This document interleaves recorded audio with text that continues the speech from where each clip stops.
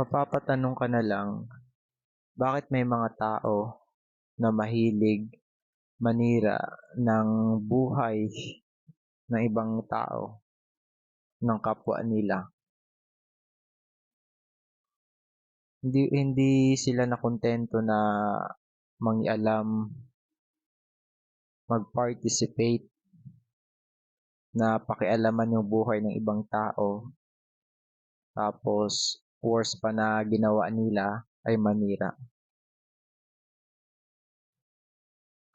Parang hindi sila nakontento na pakialaman yung buhay na yun, tapos siraan,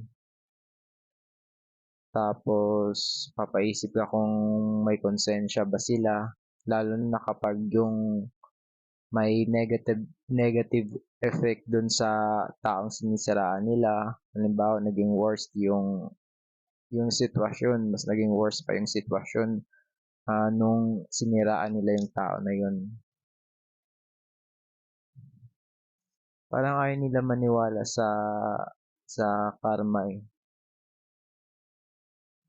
na pag gumawa sila ng hindi mabuti sa kapwa nila, di nila alam, hindi rin mabuti yung balik.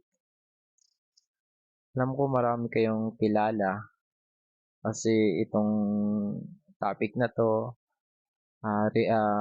sobrang current na nangyayari sa paligid, na may mga tao na hindi natatakot na mangialam at manira ng kapwa nila.